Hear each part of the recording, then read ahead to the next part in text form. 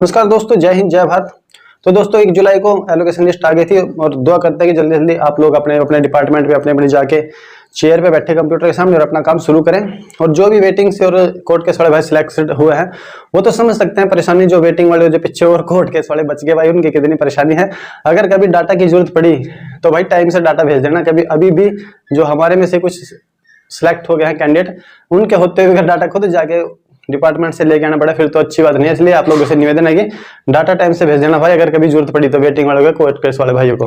जो भी वेटिंग में है उनकी बात करते हैं। वेटिंग में भी एक भाई ऐसा है जिसका केस जो 15,672 है, उसके साथ उसका केस मर्ज था 16,600 कुछ उसका केस नंबर भी है, जिसके भी क्वेश्चन के रिगार्डिंग केस था उसका भी। और सबको पता है कि अगर हिंदी इंग्लिश बाइलैंग्वेज भाषा में कोई भी क्वेश्चन पेपर है तो उसमें इंग्लिश वाला सही माना जाता है। तो उसका 22 इवनिंग का जो एच कोड है उसमें क्वेश्चन नंबर 12 और क्वेश्चन नंबर 13 और यमुना नदी वाले पर उसने भी केस किया था। हालांकि यमुना नदी वाली ठीक होने से पहले वो भाई वेटिंग में भी नहीं था, लेकिन उसका एक क्वेश्चन ठीक हो गया यमुना वाला, अब वो वेटिंग में शामिल हो गया। लेकिन जो क्वेश्चन नंबर 12 था इसमें पूछा था वो छोटे शहरों को क्या बोलते हैं, तो उसमें जो इंग्लिश साइड है ना उसमें ए पे था नगर पालिका और 2 पे था म्यूनिसिपैलिटी। यानी कि नगर पालिका म्यूनिसिपैलिटी एक ही बात है भाई, इंग्लिश में म्यूनिसिपैलिटी बोल देते हैं और हिंदी में उसको नगर पालिका बोल देते हैं। लेकिन जो HSSC है उसने सही आंसर माना था नगर पालिका। उस भाई ने जो टिक किया था वो क्या था, बी ऑप्शन, यानी कि जिसमें म्यूनिसिपैलिटी है।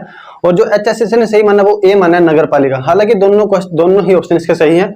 उसका इस बात को लेकर केस था। नंबर 2 उसका क्वेश्चन नंबर 13 पे ही केस था। आप इनमें गन्ना और कपास दोनों ऑप्शन है और दोनों ही वाणिज्यिक फसल है, लेकिन HSSC ने गन्ना सही माना है। इस भाई का जो केस है उसके क्वेश्चन का आंसर HSSC ने दिया ही नहीं, या तो इसके एडवोकेट की कमी है, इसके एडवोकेट ने ध्यान नहीं दिया, वो कहीं बैठा से चाय पीता रहा, समोसे खाता रहा, इसके केस पर उसने ध्यान नहीं दिया, जो चल रहा है ठीक चल रहा है।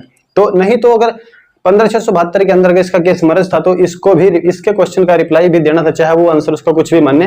HSSC का काम बनता था इसके क्वेश्चंस का आंसर देना, लेकिन वो नहीं दिया। अब ये भाई अपने एडवोकेट से दोबारा मिल रहा है और दोबारा ही इसकी जांच, इसका केस दोबारा से रीओपन कराएगा अपने केस को। वेटिंग में तो यह है जो वेटिंग वाले भाई कोशिश कर रहे हैं फेक सोशो इकोनॉमिक नंबर जिन्होंने लिए हैं उनको पकड़ने में। जैसे ही डिटेल रिजल्ट आया क्लर्क का, वो डिटेल रिजल्ट क्लर्क वाला डिटेल रिजल्ट साथ में ग्रुप डी का जो डिटेल रिजल्ट है उन सब से मैचिंग कर रहे हैं डाटा कि ऐसा कौन कैंडिडेट है जो ग्रुप डी में भी था और ग्रुप सी या क्लर्क में भी है, जिसने दोनों जगह सोशो। हालांकि देखो भाई, नौकरी ना मिलना, जॉब ना मिलना बहुत दुख की बात है, लेकिन जॉब मिलने के बाद चले जाना बहुत ज्यादा बड़े दुख की बात है, बहुत ही बुरी बात है। इसलिए जिन भाई को देखो नौकरी मिल चुकी है, अगर उनके खिलाफ HSSC या कोई एक्शन नहीं लेता कमीशन, तो मेरे ख्याल से ठीक है, जिसकी नौकरी चलने दो। लेकिन इसकी वजह से कुछ अच्छे जो सही कैंडिडेट है वो बाहर रह जाते हैं, उनको भी उनका हक मिलना जरूरी है। देखो अगर दोनों साइड देखेंगे तो दोनों साइड सही है, जो बाहर बैठे हैं और जो सही अपनी जगह उनको भी नौकरी चाहिए। लेकिन जो कर रहे हैं नौकरी 1.5-2 साल से, अगर वो भी किसी कारणवश बाहर हो जाते हैं, हालांकि अगर फेक फर्जी के तौर पे कोई बाहर होता है दुख की बात नहीं है, लेकिन कोई सही और कमीशन की गलती की वजह से बाहर हो जाता है तो बड़े दुख की बात है। इसलिए मैं शुरू से बोलता हूँ कि जिनके क्वेश्चंस के रिगार्डिंग जो बाहर हुए हैं, डीवी जो पहले थी उस डीवी के मुताबिक उन्होंने कुछ डाटा सही मान लिया और अब उस डाटा को उन्होंने मना कर दिया, उसकी वजह से भी कुछ कैंडिडेट बाहर हो गए। तो जो वेटिंग वाले भाई हैं दोनों रिजल्ट को कंपेयर कर रहे हैं, जो ग्रुप डी का है उसको भी और जो क्लर्क का है इसको भी। हालांकि वो जांच कर रहे हैं बाई रोल नंबर एक रोल नंबर के नाम की, जिसने ग्रुप डी में भी सोशो इकोनॉमिक के नंबर लिया, ग्रुप सी और क्लर्क में भी लिए हैं, तो वो उनकी लिस्ट वगैरह तैयार कर रहे हैं। तो वो इसको लेके शायद सोमवार को ही मिले चेयरमैन साहब से। जो स्पोर्ट्स कोटे के पर्सन उनको पता है, उनके भी कुछ क्वेश्चन है इसमें, वो भी कोर्ट केस करने वाले इस भर्ती को, क्योंकि 2008 और 2019 में जो पॉलिसीज आई थी चीफ सेक्रेटरी की तरफ से। हालांकि मेरे पास एक भाई ने दोनों पीडीएफ भेजी थी और बोला था पढ़ के आप देख लेना इसमें क्या लिखा क्या नहीं, लेकिन इतना टाइम नहीं मिला भाई उसको मैं पढ़ूं, उसकी हिंदी बनाऊं फिर उसको समझूं। तो जो उस भाई ने मुझे बताया मैं आपको बताता हूँ, 2008 में जो पॉलिसी थी, जो ESP को रिजर्वेशन मिला था, वो जैसे SC BC और जो जनरल है उन सब में से, यानी कि जो उनका मेन रिजर्वेशन होता था उसमें से ही रिजर्वेशन दिया गया था। यानी कि उसको शायद टेंटेटिव, पूरा कंफर्म नहीं है, शायद टेंटेटिव रिजर्वेशन उसको बोलते हैं। यानी कि SC के मेन रिजर्वेशन में से ESP SC और ESM SC को रिजर्वेशन मिलता था पहले। तो 2008 की पॉलिसी ये थी स्पोर्ट्स पर्सन के लिए, और ESM के लिए भी थी। ESM की आज भी यही है, लेकिन उस भाई ने बताया कि 2019 की जो पॉलिसी है उसमें जो स्पोर्ट्स पर्सन है उसको अलग से रिजर्वेशन दिया गया है, अलग से, ना कि जो SC BC और जनरल की मेन रिजर्वेशन है इसमें से ही उनको नहीं निकाला गया, उनको अलग से ही रिजर्वेशन दिया गया है। अलग से देने का मतलब यह है कि अब स्पोर्ट्स पर्सन की जो खाली होंगी किसी भी कैटेगरी में वैकेंसी, उनको स्पोर्ट्स पर्सन ही फिलअप करेगा, ना कि उनकी कैटेगरी का कोई भी। ये ESP वाले इसको लेके केस कर रहे हैं, बहुत से कैंडिडेट इस प्रकार। आगे बात करते हैं ESM की। ESMs की होती है NOC। देखो कल जो मैंने परसों जल्दी में वीडियो बनाई थी उसमें नहीं समझा पाया था, मैं आज आप लोगों को डिटेल से समझाता हूँ। कैटेगरी है, इसमें क्या हुआ है, इसमें तो बहुत ही बड़ी गड़बड़, या इसको आप धांधली भी मान सकते हैं। इसमें HSSC की बहुत बड़ी गलती है, बिना किसी कोरिगंड के, बिना किसी नोटिस के दोबारा रिवाइज रिजल्ट देना। हालांकि कुछ कैंडिडेट से पहले बोल भी रहे थे नो जॉब वाले के बारे में कि कोरिगंडम हुआ था, ये था जो भी था, लेकिन ईएसएम में ऐसा कुछ भी नहीं हुआ। देखो 20 या मान ली 25-30 ईएसएम ऐसे थे जो डीवी के अंदर आउट हो गए थे एनओसी के रिगार्डिंग, उनके पास एनओसी नहीं थी। अगर आप कट ऑफ डेट के बाद में रिटायरमेंट आते हो तो उससे पहले आपको कट ऑफ डेट से पहले की इशू हुई एनओसी होनी चाहिए, एज ए रूल तो ये होता है। चलो ठीक है, जो पहले हुई थी जब यानी कि फॉर्म फिल हुए, जब पहले ऑनलाइन डिफ्यूज समय एनओसी चेक नहीं की गई, जो रिटायर पर्सन था उसकी सिर्फ डिस्चार्ज बुक देखी गई थी और उसका पीपीओ यानी जो भी उसकी आईडी थी एज प्रेजेंट वो एक रिटायर पर्सन की थी और उसकी डिस्चार्ज बुक ही उस समय कंसीडर की गई थी। तो अब जो डीवी हुई है इसमें क्या है कि सबके दिमाग में देखो यही बात, अगर मैं 3 साल पहले पेंशन आया हूं तो मेरे दिमाग में ये बात कहीं भी नहीं आएगी कि मेरी एनओसी क्यों चेक करेंगे, क्योंकि वर्तमान में मेरी आईडी जो है वो एक एक्स सर्विसमैन की है, रिटायर्ड पर्सन की है, तो मेरी डिस्चार्ज बुक, पीपीओ और आईडी कार्ड जो एक्स सर्विसमैन का बनता है वही कंसीडर करना चाहिए। लेकिन कट ऑफ डेट से पहले मैं ऑन जॉब था तो इसलिए एनओसी भी देख सकते हैं, कोई बड़ी बात नहीं है। लेकिन जब कमीशंस को ये बताया कि सर ठीक है हम अपनी एनओसी दे देंगे, हमें टाइम चाहिए, तो उन्होंने कोई टाइम नहीं दिया। हालांकि इसी दौरान उन्होंने जो डिपार्टमेंट प्रेफरेंस है उनको 3-4 मौके दिए और जो नो जॉब अंडरटेकिंग जमा कराने के लिए बार बार नोटिस भी दिए कैंडिडेट को, और लास्ट में एक मौका भी दे दिया no job undertaking last DV थी 6 जून को उसको जमा कराने के लिए। तो जो 6 जून को मौका दिया था अंडरटेकिंग जमा कराने के लिए, उसी दिन 15-20 ईएसएम्स जो है वो भी एचएसएस में पहुंच गए थे अपने एनओसी लेकर, और उन सभी ने क्या किया था कि 6 जून को अपनी एनओसी जमा करा दी थी एचएसएससी के अंदर, और वहां से उनको रिसिप्ट मिल गई थी, उसके जो डायरी नंबर है उसको बकायदा उसकी रिसिप्ट मिल गई थी। बचे हुए कुछ और ईएसएम थे ऐसे जिनके एनओसी के ही रिगार्डिंग वो डीवी आउट हुए थे, उनको पता चला कि 6 जून को कुछ ईएसएम ने अपनी वो एनओसी जो है वो एचएसएससी में जमा कर दिया। तो वो भी कुछ कैंडिडेट जो बच चुके थे जिनको पता था कि एचएसएससी वहां पे एनओसी ले रही है एचएसएससी के अंदर, तो वो भी कुछ दिन बाद यानी कि लास्ट बार तो 27 जून को ही कुछ कैंडिडेट ने अपनी एनओसी जमा कराई थी एप्लीकेशन लिख के, 27 जून 2022 को, यानी कि 23 को मेन रिजल्ट आया था, 23 के बाद एनओसी जमा कराई 27 जून को, और 29 को फिर रिवाइज रिजल्ट कर दिया। हालांकि इसके लिए ना कोई नोटिस दिया। सबसे पहली बात तो अगर उनको ईएसएम का रिजल्ट रिवाइज करना था एनओसी के रिगार्डिंग कि जिन्होंने एनओसी डीवी के टाइम पे एनओसी आउट हुए थे, अब उनको हम दोबारा रिजल्ट उनका रिवाइज करेंगे, तो सबसे पहले एक नोटिस आता कि आप जो जिसकी भी एनओसी जमा नहीं हुई वो अपनी एनओसी एचएसएससी में जमा करके जाओ। पहला तो यही बनता है फर्ज उनका। उसके बाद जो भी जमा करा के जाते हैं उनको आकलन करें, उनकी जांच करें, जिसको उनके लगते सही है उसको सही मान के रिजल्ट घोषित करें, जिसकी सही नहीं है उसका भी आगे रेफरेंस दें। क्योंकि जो 100 केस नोटिस आया था उसमें बिल्कुल रोल नंबर, नेम, कैटेगरी, किस वजह से आउट हुआ था वो सब डिटेल में लिखा हुआ है। तो रिवाइज रिजल्ट में भी वो लिखना था कि आप इस वजह से आउट हुए थे, अब आपको इस वजह से इन किया गया है, और जिसको इन नहीं किया गया चाहे वो डीवी आउट हुआ था, चाहे वो वेटिंग वाला था, चाहे सिलेक्शन वाला था, तो आपके एनओसी में यह कहेंगे आपको इस वजह से। तरीका तो यह है भाई बिल्कुल फेयर, अगर आपको करना है तो तरीका यही है बेस्ट। अगर आप पर्दे पीछे कुछ भी करते रहो तो वो बिल्कुल फेयर तरीका नहीं है। चलो फिर भी ना कोई नोटिस दिया उन्होंने, ना कोई कोरिगंडम निकाला, कुछ नहीं निकाला। क्या हुआ कि 29 जून को ईएसएम का रिजल्ट रिवाइज कर दिया। अब देखो जितने भी ईएसएम थे जिन्होंने एनओसी अपनी जमा कराई थी वो सारी एनओसी कट ऑफ डेट से पहले की इशू थी, क्योंकि मेरे साथ जितने जमा करी उनको मैं सबको बाय नेम बाय फेस जानता हूं। भी एनओसी जमा हुई थी एचएसएससी के अंदर वो सारी कट ऑफ डेट से पहले की इशू थी, सबके कट ऑफ से ज्यादा मार्क थे। लगभग 20-25 ऐसे ईएसएम थे जिन्होंने एचएसएससी के काउंटर पे जमा करा के एनओसी अपनी रिसिप्ट ली थी डायरी नंबर की। लेकिन उसमें से क्या हो गई, अब देखो 10-15 का सिलेक्शन हो गया, 10-15 फिर छोड़ दिया। अब ना ये कारण बताया, सबके कट ऑफ से ज्यादा नंबर है। 60 नंबर वाला अभी भी बाहर है, 53-54 वाला अभी भी सिलेक्शन में है, और चाहे उसमें कोई वेटिंग वाला था चाहे उसमें कोई मेन सिलेक्शन था, ज्यादातर तो मेन जो सिलेक्शन था ना वही वापस सिलेक्शन में। खाली बीसीबी कैटेगरी ऐसी है जिसमें 3 न्यू सिलेक्शन हुए हैं, बाकी ऑल कैटेगरी में उन्हीं का सिलेक्शन हुआ जो ऑलरेडी सिलेक्टेड थे और वो बाहर हुए थे एनओसी या डिसेबल्ड डॉक्यूमेंट की वजह से।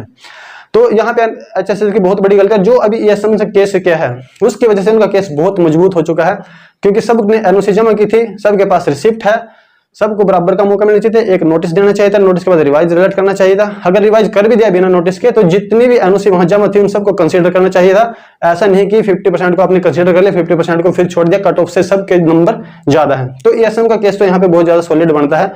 सभी एडवोकेट्स से, बहुत बड़े बड़े एडवोकेट से बात हो चुकी है, आर के मलिक, जसवीर मोर, जितने भी हैं। जब पहले डीवी हुई थी भाई, उस डीवी में अगर मैरिड वोमेन का उन्होंने ससुराल वाला एक्सेप्ट किया है नो जॉब अंडरटेकिंग और उनको सिलेक्शन दे दी 5 नंबर, अब उनको कह दिया कि वहां से लेके आओ आप अपने मायके से। तो इसमें बहुत सारी कैंडिडेट्स आउट हो गए, क्योंकि मायके में जॉब थी किसी के, ससुराल में नहीं थी, तो उनको नो जॉब के वो जो है नंबर नहीं मिले, तो उन्होंने केस कर दिया। 15 के तो मैंने आपको पहले बताया, उस 15 में अभी भी कम से कम 10 और शामिल हो चुके हैं ऐसी गर्ल्स मैरिड जिनको इस वजह से बाहर किया। देखो सिंपल सी बात है भाई, जब उस समय आपने डीवी की उस समय भी नोटिफिकेशन के हिसाब से की होगी, नोटिफिकेशन में क्या लिखा है आपने उसके हिसाब से है तो हाँ, या फिर आप लोगों ने उनको इंस्ट्रक्शन सही नहीं दी कि आपको कौन सा अंडरटेकिंग लेना है कौन सा नहीं लेना है। जब उस समय ये कमीशन की गलती है, जब उस समय उन्होंने ससुराल के पक्ष वाले नो जॉब अंडरटेकिंग के 5 नंबर दिए तो अब उनको क्यों वापस कर रहे हो? इसमें सरकार की गलती है। क्वेश्चन किसी का गलत हुआ है और कमीशन ने सही किया उसको जॉब दे दी तो इसमें भी कमीशन की गलती है। अगर यानी कि कोई भी गलती कमीशन ने किया है तो उसका भुगतान कैंडिडेट को नहीं होना चाहिए। ये मैं शुरू से बोलता हूँ भाई, जब से वीडियो बनाता हूँ, चाहे कोई क्वेश्चन के रिगार्डिंग गलत हो, चाहे कोई नो जॉब के रिगार्डिंग गलत हुआ, चाहे किसी भी रिगार्डिंग से कोई गलत हुआ है, गलती कमीशन की है तो कमीशन भरपाई करे इसकी, ना कि कैंडिडेट, क्योंकि 2 साल के बाद नौकरी जाना बहुत बड़ी बात होती है। अब बात आती है कि जिन भाइयों का सिलेक्शन क्लर्क में भी है और पुलिस में भी है, उन्होंने कौन सी ज्वाइन करनी चाहिए नौकरी। देखो दोस्तों, आपको पता है क्लर्क भर्ती के बारे में, क्लर्क भर्ती पिछले 3 साल से कोर्ट में ही चक्कर काट रही है, HSC की चक्कर काट रहे हैं इसके कैंडिडेट। पहले 50-45 केस थे, वो इतने सॉलिड केस थे कि भर्ती का रिजल्ट ही रिवाइज करवा दिया।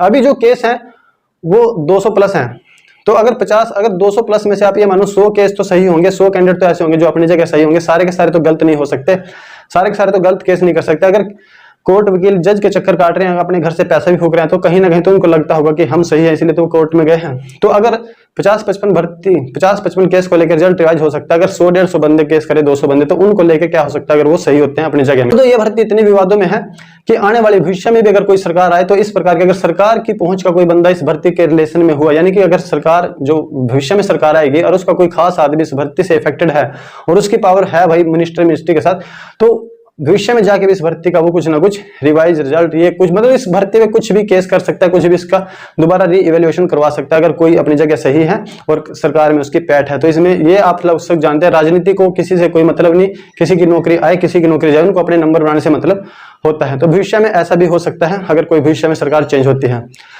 नंबर 2, क्लर्क की बेसिक पे 19,900 है और जो पुलिस है उसकी 23,100 है ट्रेनिंग के बाद, और इसके अलावा से वो भी 5,000 रुपए है। इसमें क्लर्क में सिलेक्शन के तुरंत बाद अभी जैसे ही आप लोगों को डिपार्टमेंट अलॉट हो गया, सिलेक्शन आपकी होगी, आपके दिमाग में अभी भी शांति नहीं है, आप जो है अभी भी सबके दिमाग में यह है जिनका एसईटीसी क्लियर है उनका एसईटीसी क्लियर माना जाएगा भाई, जिनकी सीनियरिटी उनको सीनियरिटी मिलेगी भाई। हालांकि जो न्यू सिलेक्टेड हैं, ये HSC गलती से आज से 2 साल पहले सिलेक्ट होने थे, वो भी शायद अपनी सीनियरिटी के लिए केस वगैरह करने की, हमें भी वही सीनियरिटी मिलनी चाहिए क्योंकि उसमें गलती कमीशन की थी, जो हम बाहर थे ना कि हमारी थी। पे मिले ना मिले, काम नहीं तो दाम नहीं, लेकिन सीनियरिटी शायद आपको मिल सकती है उस चीज की, ये आप अपने वकील से बात कर लेना। तो अभी से आपके मन में टेंशन होगी SETC। अब जिसका SETC पास होगा, जिसका कंप्यूटर टेस्ट पास होगा, उसी को इंक्रीमेंट लगेगा, फिर प्रमोशन के वही एलिजिबल होगा। और पुलिस की भर्ती में आपको कुछ नहीं करना, जाना है डायरेक्ट, 9 महीने की ट्रेनिंग करनी है डायरेक्ट। पहले दिन से आपकी लगभग तनख्वाह है जो 35,000 के आसपास होगी, भाई लगभग कम भी हो सकती है 1,000। ट्रेनिंग के बाद थोड़ी और ज्यादा होगी। अगर आप मैरिड हैं, आपके पास बच्चे हैं, तो आपको CA वगैरह मिलेगा तो और भी ज्यादा हो सकती है।